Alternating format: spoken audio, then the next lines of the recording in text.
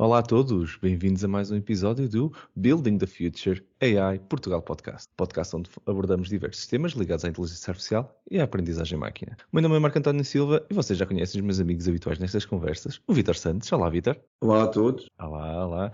E o José António Silva. Viva, Zé, tudo bem? Olá, tudo bem? Tudo. Hoje o tópico da nossa conversa será sobre o papel da inteligência artificial na segurança dos sistemas informáticos, na cibersegurança.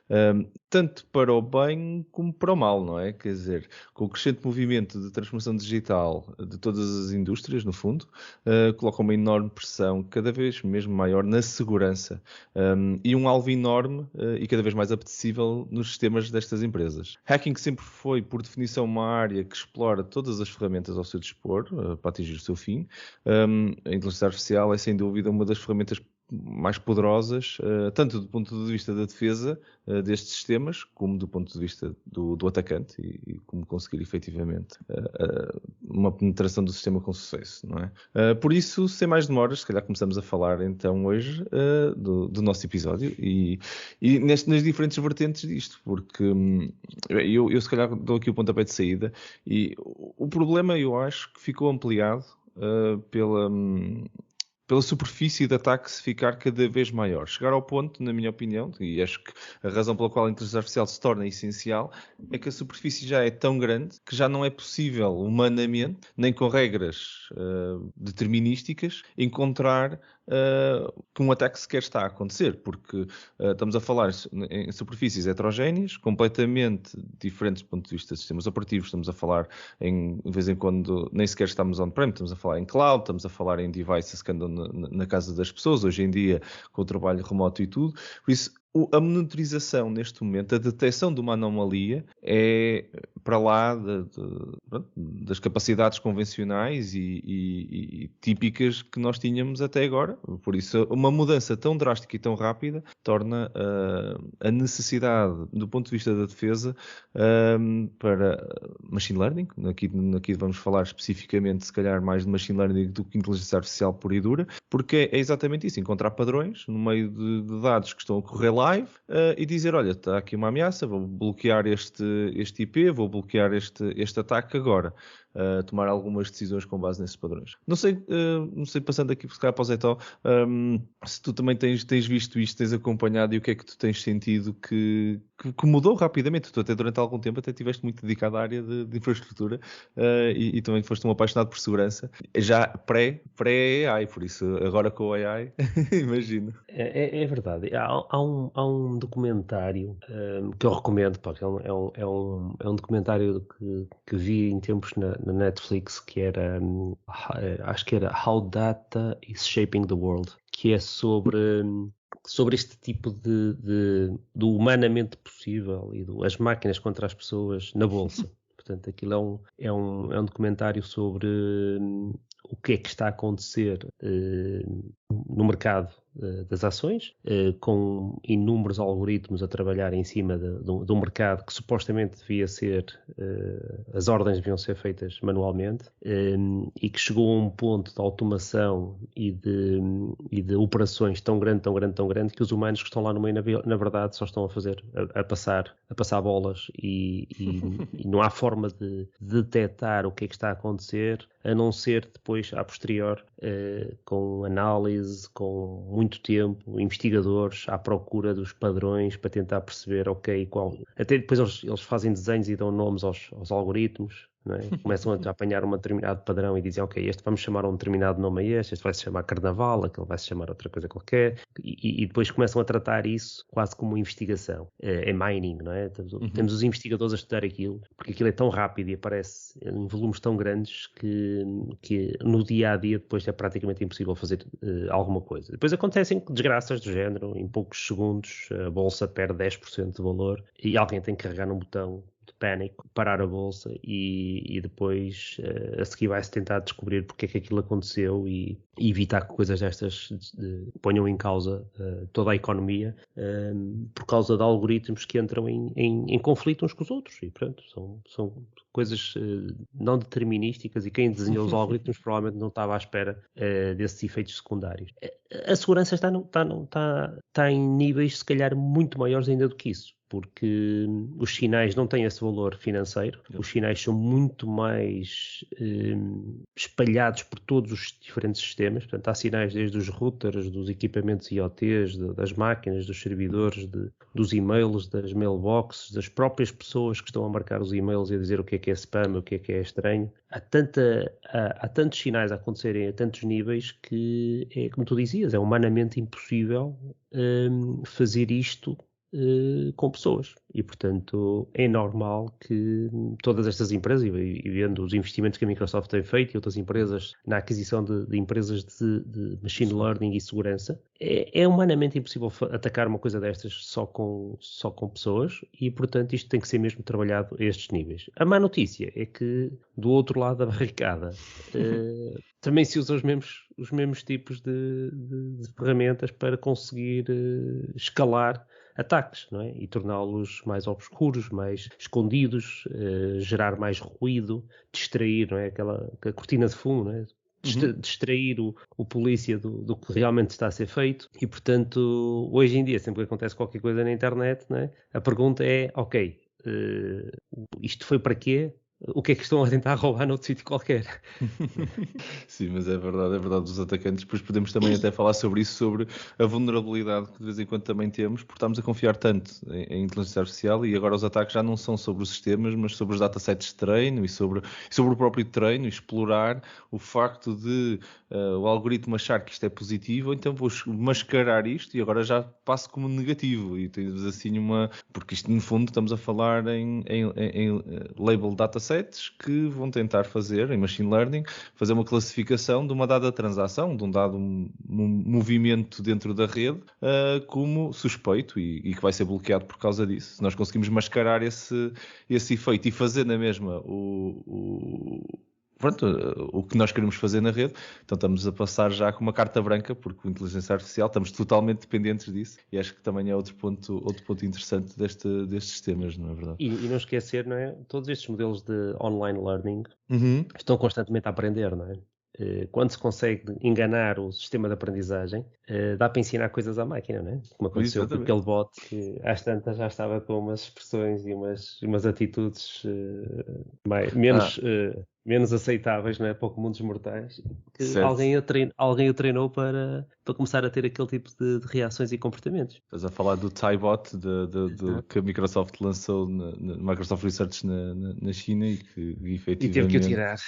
E temos que criar regras de pedagogia para bots. mas Vitor, e do teu lado, como é que tu tens visto esta aplicação, no fundo, e o crescimento desta área de cibersegurança com AI? Que não é uma área recente, não é? A cibersegurança já existe há muito tempo. A parte do AI é que a mistura é que começou a ser mais usado.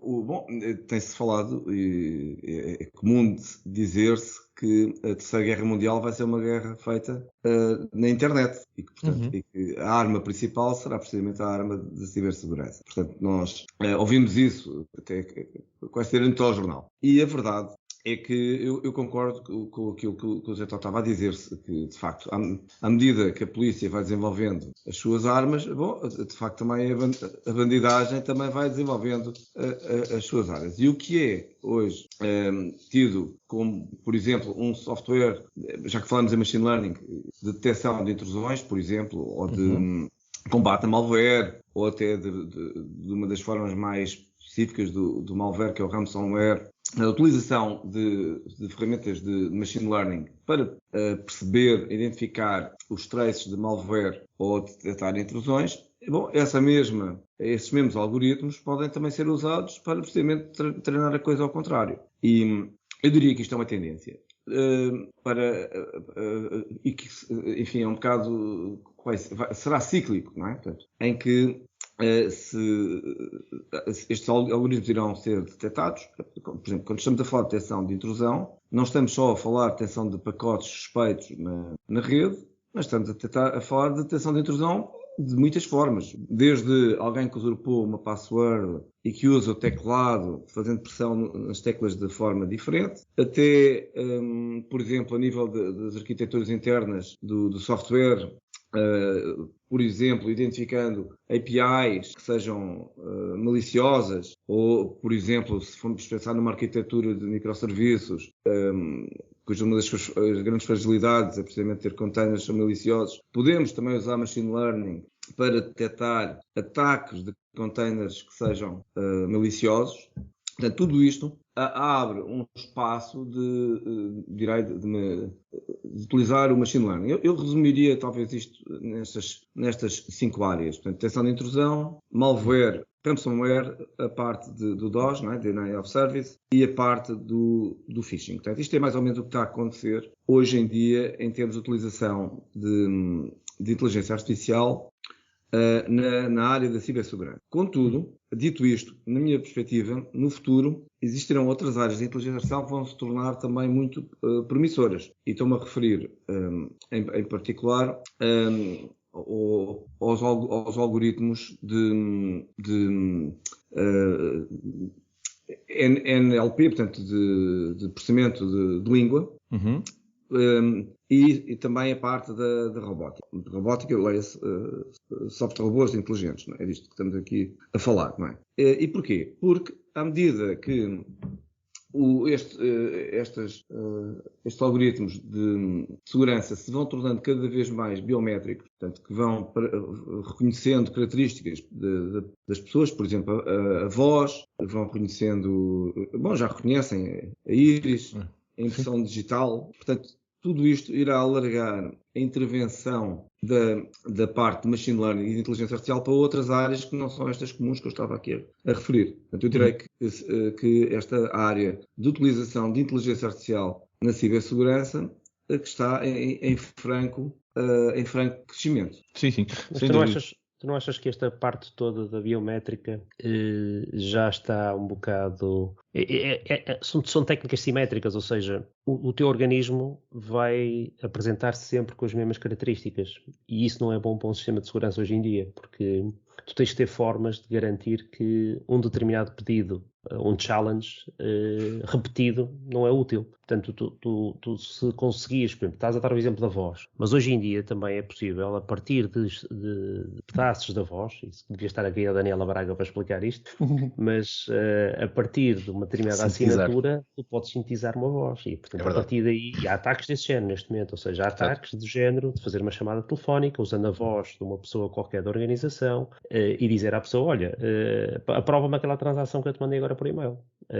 Faz-me a transferência bancária urgentemente porque eu estou não sei onde e os caminhões estão parados. Isto é verídico, ok? Portanto, telefonarem para um diretor financeiro com a voz do CEO a dizer, aprova-me imediatamente esta transferência que eu te mandei agora por e-mail porque o caminhão está parado e a mercadoria não vai sair e os gajos estão-me a obrigar a fazer transferência, blá, blá, blá, blá, blá, blá, e aquilo é tudo falso e a pessoa acha aquilo perfeitamente normal. Um deepfake. Perfeito. E a pessoa nem com o stress do negócio nem está a pensar que aquilo pode ser uma chamada falsa. E era uma chamada que estava no voicemail. Certo. Mas certo. Mas o que eu estava aqui a observar é que há uma vulgarização deste, ou pelo menos do que nós temos vindo a assistir, há uma vulgarização deste tipo de algoritmos que antigamente eram para sistemas muito sofisticados, quase de espionagem, não sei o quê, mas neste momento estas coisas estão vulgarizadas até ao nível do telemóvel, não é? Portanto, Exato, mas esses sistemas que têm uma espécie de um challenge que é sempre diferente, hoje em dia o telemóvel é o que está a ser usado mais para isso, são muito mais seguros do que isso. A alternativa é nós temos um chip dentro de nós, ok? Um smart card dentro do nosso organismo e, portanto, aquilo só respondia... O chip poderia ser monetizado, não é? Mas poderia ser diferente. É que o chip, como os TPMs e como os smart cards, na realidade, eles não respondem de uma forma simétrica. Eles respondem de uma forma assimétrica. Ou seja, é-lhes dado um desafio e eles assinam aquilo de uma determinada maneira e aquilo não é reversível. Ou seja, o que eu estou a tentar dizer é assim, a retina, tu depois de fazeres o scan numa máquina, eu visitei uma empresa qualquer e essa empresa fez-me um scan. Até pode ter sido o governo americano ao passar no aeroporto. Fez-me um scan e leu-me a retina. A minha retina não vai mudar. E a partir daí, portanto, se o agente secreto americano quiser emular a minha retina para tentar entrar noutro sítio qualquer e incriminar-me a mim, até é fácil. porque eles têm as minhas impressões digitais, eles têm a minha retina, podem incriminar-me de qualquer maneira, porque é só repetir aquilo. E, portanto, o que eu estou a tentar dizer é que estes sistemas mais tradicionais, biométricos, já não chegam. E, portanto, nós hoje em dia estamos numa fase diferente, em que até o mais difícil é garantir, se calhar, que as pessoas, quando estão a tomar ações conscientemente daquilo que estão a fazer. Portanto, uma das coisas que eu sinto hoje em dia com esta parte das operações é o esforço que nós fazemos para reduzir o volume de informação que nos chega. Exatamente para tomarmos decisões acertadas. Mas eu acho que nem os sistemas biométricos chegam, nem nenhum sistema sozinho chega. Em termos do que começando, talvez, ou voltando àquilo que estávamos aqui a comentar no início, do polícia, da evolução da tecnologia de quem está dos dois lados da barricada, portanto, eu acho que nenhum sistema chega, nem os sistemas biométricos, nem os sistemas de password, nem os sistemas de linguagem, portanto, nada chega. Provavelmente, o que é que chegará? Provavelmente o que chegará será uma mistura de todos, mistura digamos até configurável ou que vá quase evoluindo de maneira, eu vou usar a mesma palavra que estavas a usar, até de maneira assimétrica. Portanto, eu penso que esse será o desafio de usar este tipo de todas as tecnologias. Mas eu estava a falar em abstrato sobre o uso de inteligência artificial na cibersegurança e, por exemplo, até a detecção o chamado machine vision, não é? A detecção da pessoa, não é? Sim, de image detection também está a ser usado na cibersegurança. Portanto, eu estou a ver quem é que está a usar aquela máquina. Estou a filmar e tenho um algoritmo de detecção facial para ver se aquela pessoa que está a usar, que fez login naquela máquina naquela altura, se responde a um utilizador realmente autorizado. Bom, nós também sabemos que isto também não é 100% seguro, porque não sei se lembram dos filmes do Missão Impossível, não é? Do Tom Cruise, não é? As máscaras, passar por outras pessoas. É isso mesmo. Tudo é sempre relativo, não é? Mas eu vou fazer um weigh-in também neste ponto, que é, hoje em dia até, em alguns data centers, já é cruzado, por exemplo. Há data centers onde o acesso privilegiado em algumas áreas é feito a partir de uma consola que está lá no data center, mas que, como tudo, está ligado à rede, logo pode ser acedida remotamente. Mas a policy é ninguém pode aceder, quer dizer, que fisicamente tem que estar alguém naquela sala a aceder com aquela consola. E há sistemas agora de two-factor, no fundo, de validação daquela transação, em que alguém faz login naquele servidor, mas depois as câmaras não encontram lá ninguém, quer dizer, não está ninguém dentro daquela sala, não houve nenhuma. Fizeram um mimic, não é? De um impersonate daquela pessoa a tentar entrar virtualmente, mas depois que porque não conseguem ter acesso físico ao edifício, porque pronto, há de haver seguranças, pronto, há de haver um perímetro físico também a proteger o data center. Logo, eu virtualmente até consigo penetrar no data center, mas como não consegui fisicamente, o segundo fator não vai acontecer, quer dizer, as câmaras não vão fazer uma validação automática e não há lá ninguém. Mandam abaixo aquela transação, mandam abaixo aquele login, por mais válido que ele tenha sido, com todas as passwords, two-factor authentications, e ele conseguiu fazer o phishing todo, se calhar apareceu lá com coisa do CTO, e o CTO foi barrado, porque não estava lá fisicamente no data center, para fazer aquela operação em particular. E há cada vez mais desse tipo de coisas, não é? Deixa-me só pegar, Marco, aqui na questão do phishing, porque eu acho que o phishing liga uma parte da cibersegurança que talvez das mais perigosas, que reside no próprio utilizador. A maior parte dos problemas de cibersegurança derivam do indivíduo que supostamente ele próprio quer ser seguro. Ou do trabalhador da empresa. E porquê? Bom, nós sabemos, isto desde as passwords, que são a data de nascimento, ou quando são mais complicadas, que estão tipicamente num post-it escondidas debaixo do teclado, e se não tiverem coladas na parede, não é?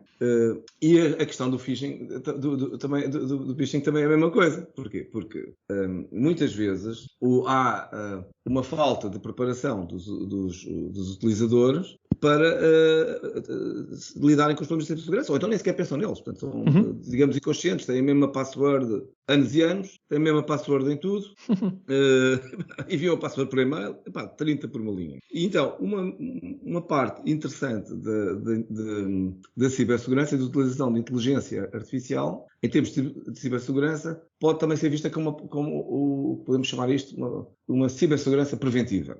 E o que eu quero dizer com isto? Portanto, algo que antes não está só a ser reativo a detectar que está-se a sofrer uma intrusão, ou que está a ser objeto de um cavalo de Troia, ou de um ataque por malware qualquer, mas no sentido de detectar potenciais vulnerabilidades no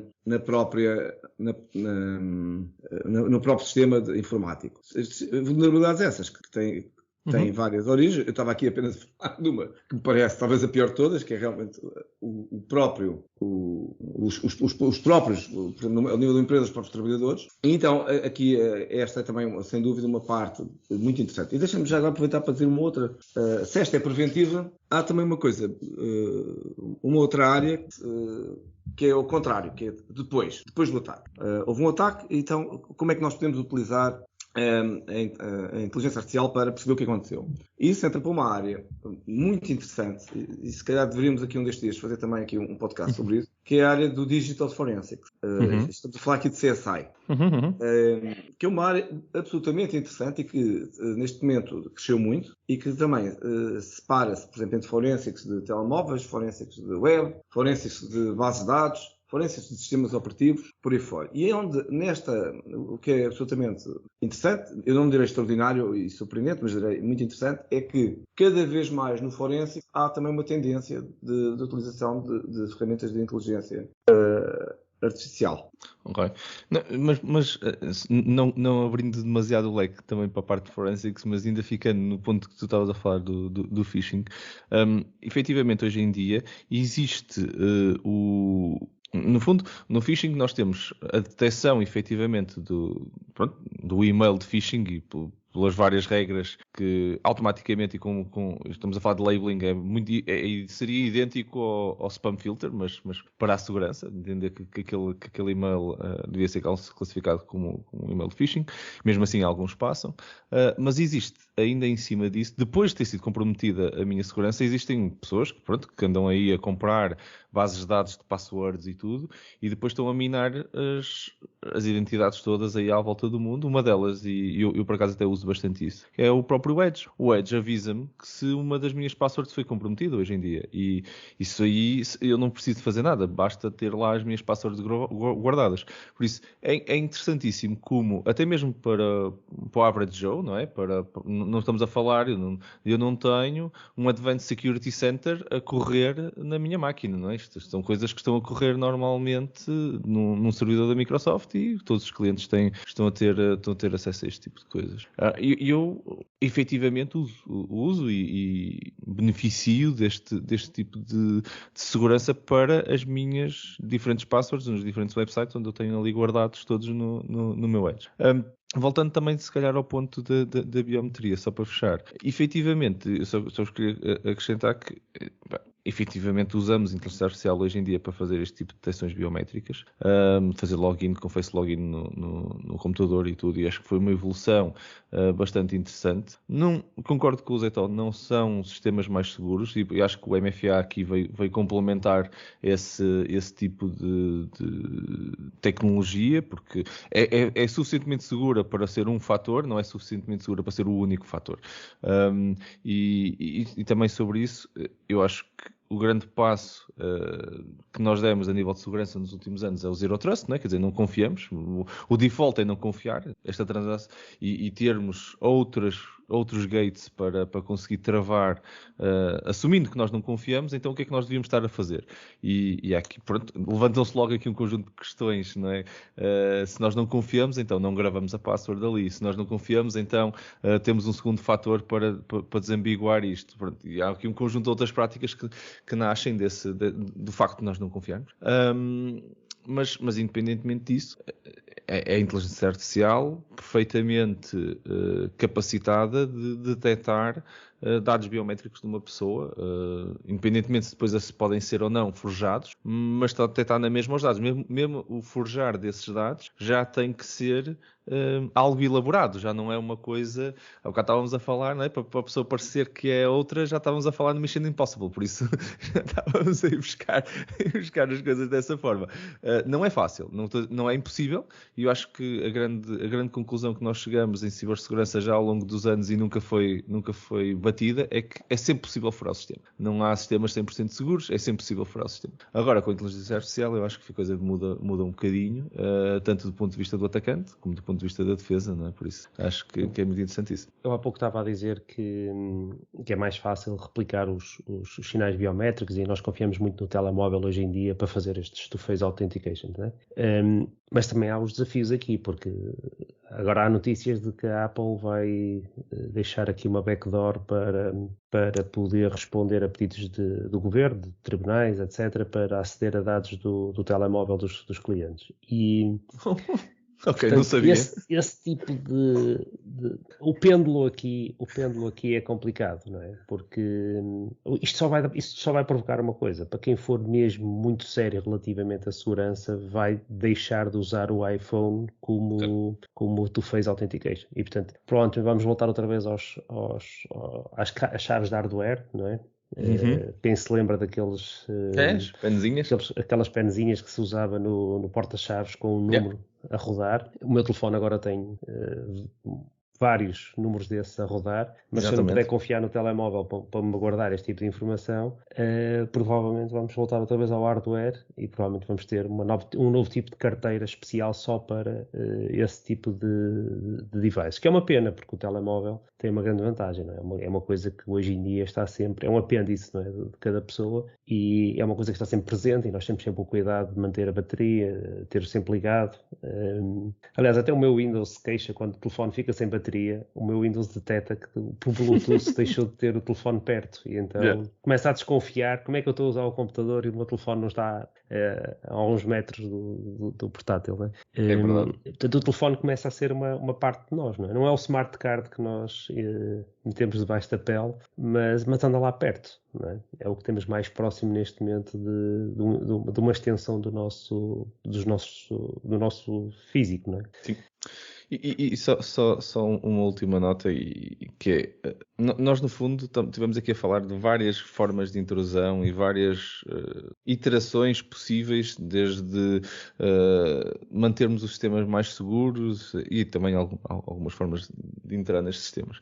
Mas a realidade é que eu acho que a grande vantagem para a maior parte das organizações que estão a entrar neste mundo, há um reporting muito bom e muito completo que a Microsoft lança todos os anos, o Microsoft Digital Defense Report, da defesa digital, que é um report grande, ok?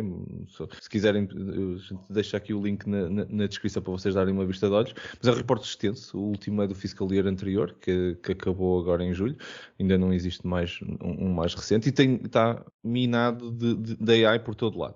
Fala de AI em N vetores.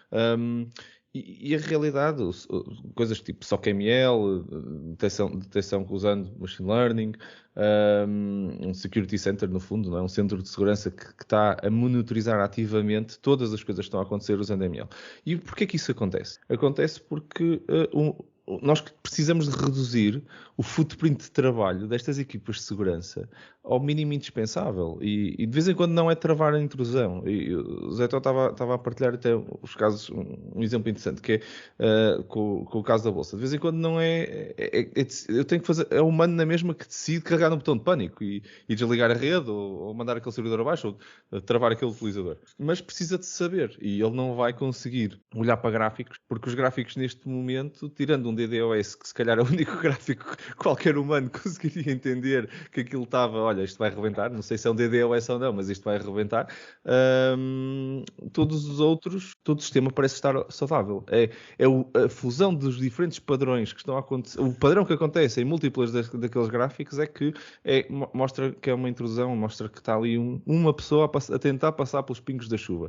E o problema é mesmo isso, é detectar humanamente, no meio daquele maranhal de utilizadores instaladores que estão a utilizar a minha infraestrutura que alguém está a tentar passar nos pingos da chuva e mandar lá um alerta e dizer, mano, olha para isto aqui é suspeito. E hoje em dia eu acho que a grande parte do trabalho é mesmo nessa detecção de intrusão, mas não do ponto de vista da automação pura, se bem que já existe muita que funciona, mas no ponto de vista de ajudar a reduzir o trabalho humano de monitorização disto. E depois eu estava aqui a dizer isto, estava-me a lembrar, vocês falaram do malware, no fundo, o Vítor estava a falar de malware, eu lembrei-me de um caso, não sei se vocês conheciam, que houve um exploit muito grande, por acaso, de um dos grandes fabricantes isto foi público, eu falo disto abertamente, foi público, de um dos grandes fabricantes de antivírus, e que eu já não sei se foi a Norton, se foi a McAfee, por acaso, agora assim de cor, mas foi um dos dois grandes. E o que aconteceu foi, eles tinham um conjunto de pessoas que detectou que o machine learning que eles colocaram lá na detecção automática de vírus, para alguns dos vírus de classificação, estava a dar uma importância enorme a um conjunto de linhas de código, um conjunto de comandos, no fundo, uma sequência de comandos que, se aquilo acontecesse, ele então classificava esse código como seguro. Então o que eles fizeram foi injetaram num vírus o bocado de código seguro, que basicamente estava... estamos a falar aqui de um problema de overfitting. Um problema de overfitting. Claro, sim, isso é um problema de overfitting. Mas normalmente o que é feito é o contrário, não é? Mesmo, eu ainda me lembro, por exemplo, de um brilhante trabalho do Manuel Costa. Era isso que eu tinha aqui na lista para falar. Ias falar desse trabalho. Muito bom. Entra aí. Feito sobre a IEL, precisamente no Mesil, não é? Portanto, o Intermediate Language, o processador assembly do .NET, não é? Exato. Em que o que ele fez para a detecção de ORMs foi precisamente detectar padrões de Mesil que revelavam um comportamento malicioso, não é? Portanto, e na altura não se andava, na altura em que ele fez isso, daí eu estar aqui lembrando deste trabalho, não se andava a falar intensamente de machine learning. Mas normalmente o que se faz é exatamente isso, é isolar pedaços de código que, por exemplo, que escrevem zonas da memória que são zonas protegidas, não é? Tentam escrever diretamente, fazer porcaria. Não sabia, do contrário, não é? De tentar códigos bem comportados, não é? Mas enfim, mas percebo que poderá haver. Era um classifier, não é? É o classifier to class que deu ali uma importância à classe positiva, pronto, errada, não? Há outras maneiras de fazer isto. Uma delas, por exemplo, tentar o comportamento é ir, por exemplo, ao próprio sistema operativo. Por exemplo, ir aos system calls do Unix e perceber quais são o que é que ele está a fazer, porque há uma sequência de calls que é feita ao sistema operativo que claramente é mal intencionada, não é? Mas há várias maneiras de...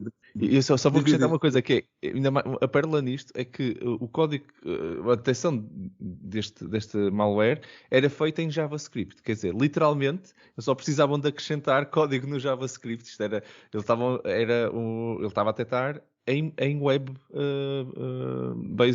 code, neste caso JavaScript puro, e as pessoas simplesmente, ok, então eu tenho o meu malware, vou acrescentar aqui umas linhas de código no meu JavaScript, nem sequer preciso de as correr, ele quando detectar isto diz-me, este fecheiro JS deve ser extremamente seguro, e passava.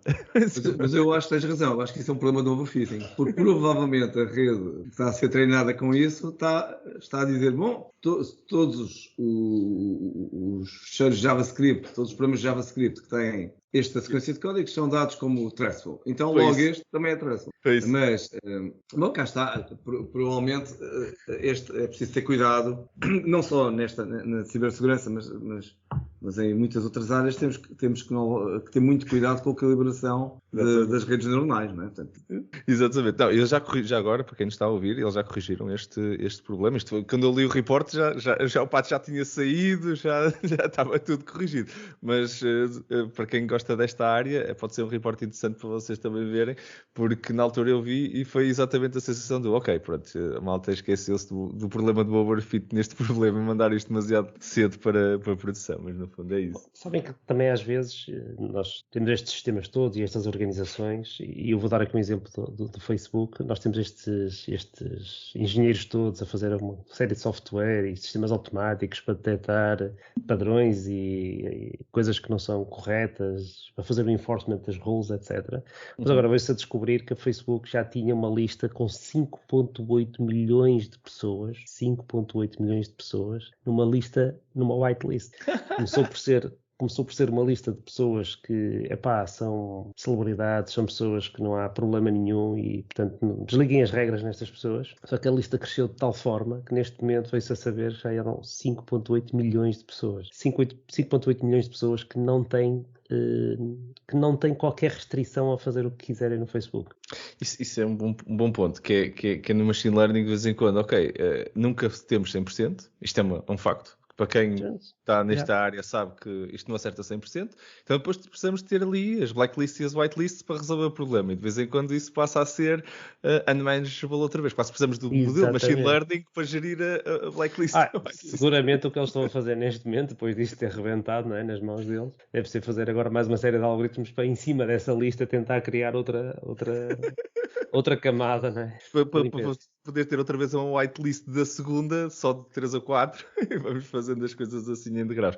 Mas é engraçado que acontece sempre. Eu acho que vi isso acontecer, principalmente neste tipo de automatic labelings e coisas assim, a necessidade da criação da exceção, no fundo, porque o modelo não resolveu todos os problemas e, azar dos azares, é o CTO que está a ser bloqueado nas suas transações e tinha que ser um gajo do board que podia barrar toda a gente, mas não, teve que acertar ali naquele. Claro que é aquele é o outlier e por isso é que o algoritmo está a falhar. E por isso é que depois nasce rapidamente uma whitelist para esse tipo de... Os influencers que fazem com que todo o tráfego apareça no Facebook. Claro que tem que haver uma whitelist para eles. Eles são um outlier, mas não vamos deixar não deixar estas pessoas fazer as suas ações. Acho que é bastante engraçado. Acho que ainda temos muito. Claramente daria para falarmos muito mais e acho que ainda temos muito aqui para explorar. Também sinto que ainda há muito para crescer nesta área. Apesar de ser uma área muito antiga, acho que estou muito curioso de ver o que é que ainda vem aí. Mas vamos avançar então agora para a nossa rubrica.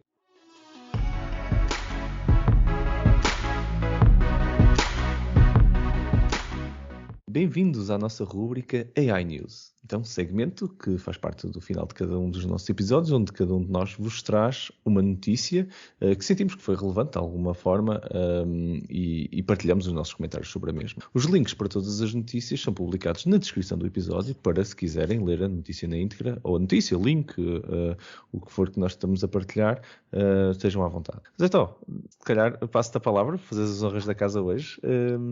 Que notícia ou que link é que trazes tu para nós hoje? Eu juntei aqui 2 links que acabamos por discutir durante a sessão e queria aqui partilhar. Portanto, o primeiro é um aviso do Snowden que ele faz relativamente a uma nova iniciativa que a Apple está a introduzir no iOS, um CSAM, uma técnica que permite fazer scans arbitrários localmente, no Edge, portanto no telemóvel, e que os exemplos que eles dão é do género, isto permite-nos fazer coisas do género, filtrar as fotografias antes de elas serem uploaded para a cloud, à procura de coisas como pedofilia ou coisas do género. Portanto, as intenções são sempre as melhores no anúncio deste tipo de coisas. A questão aqui é que as queries são arbitrárias e, portanto, isto abre uma porta para qualquer tipo de scan dentro dos telemóveis. Portanto, a partir do momento que isto é possível, aquilo tudo que estivemos a falar aqui de segurança e de confidencialidade dos segredos que estão no telemóvel, por exemplo, para um two-phase authentication, também estão em risco. E, portanto, a partir daqui,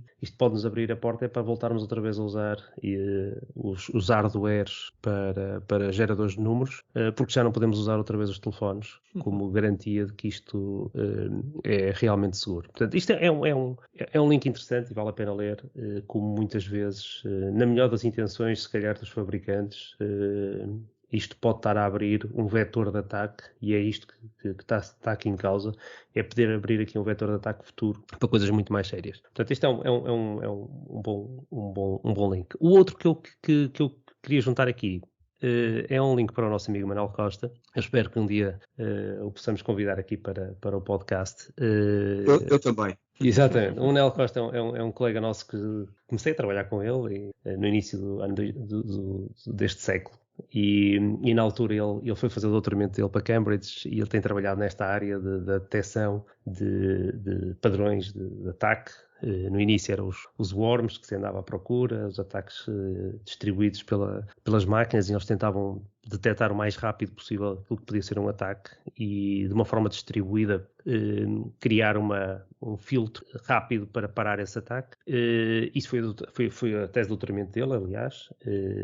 E mais recentemente, e eu deixei aqui um link para um artigo que foi publicado este ano, com autores aqui, tem Manuel Costa, Marco Russinovich, e portanto, só com estes dois nomes à cabeça, vale a pena ler, e tem a ver com esta área toda da computação segura e como é que os data centers podem participar nisso. Portanto, nós hoje em dia falamos muito de cloud computing, está a ser o centro da nossa execução. As pessoas estão a deixar de comprar máquinas para as empresas, com servidores para as empresas, e estão cada vez mais a usar cloud computing. E como é que os fabricantes, neste caso, a Microsoft, como é que está a trabalhar com hardware, com várias estratégias para conseguirem criar a tal computação confidencial, e que já vai para além daquilo que é a criptografia ou a ofuscação das bases de dados guardadas, mas também aquilo que está a ser executado e a computação que está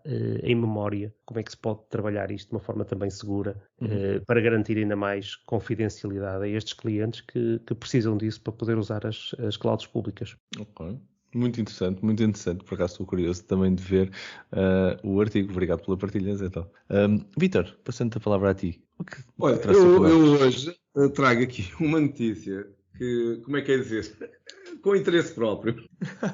E peço desculpa a todos, mas talvez valha a pena dizer que este ano, portanto, a nova IMS, portanto, a minha escola, lançámos uma nova licenciatura, que é uma licenciatura em Ciência de Dados. Portanto, nós somos uma escola de dados, portanto, IMS significa Information Management School, e tínhamos duas licenciaturas, portanto, uma em Sistemas de Informação e Tecnologias de Informação e outra em Gestão de Informação. A licenciatura de Gestão de Informação ela própria era uma licenciatura de Data Science, mas também é um pouco focada na utilização desses dados para as empresas, para se tomar boas decisões. A licenciatura em Sistemas de Informação também sempre foi uma licenciatura muito particular, muito especializada em construção de sistemas de gestão de informação. E já agora a única, passa a publicidade, a única licenciatura na Europa inteira com a acreditação da ABET, Accreditation Board for Engineering and Technology. Bom, qual é a novidade? A novidade é que nós sempre tínhamos oferecido todos os cursos avançados de Ciência de Dados ao nível do mestrado e dos programas de doutoramento. E passamos agora a ter uma licenciatura só em Ciência de Dados, que inicia em outubro. Portanto, em todo o país, os cursos o primeiro ano das universidades começam em outubro, portanto, dos outros anos já começaram, mas, portanto, temos uma nova licenciatura, não é só coisa nova, mas em Portugal temos uma nova licenciatura em Data Science, que eu acho que é espero eu que seja muito interessante para os nossos ouvintes. Muito bom, obrigado pela partilha. Também para quem quiser ver mais informação sobre essa licenciatura. Muito bom, Vítor, muito bom. Sem dúvida, e eu acho que é uma área que também está a crescer e está a ser muito tratada, como tu disseste, e bem em pós-graduações e não tanto em licenciatura propriamente dita, e começar logo as passadas nessa direção. Olha, eu da minha parte, trago-vos... Eu depois do nosso último episódio, confesso que depois ainda fui ler mais algumas coisas, fiquei algo curioso e as minhas leituras passaram por alguns temas ligados à inteligência artificial e música e cultura e etc. E achei engraçado, encontrei um artigo.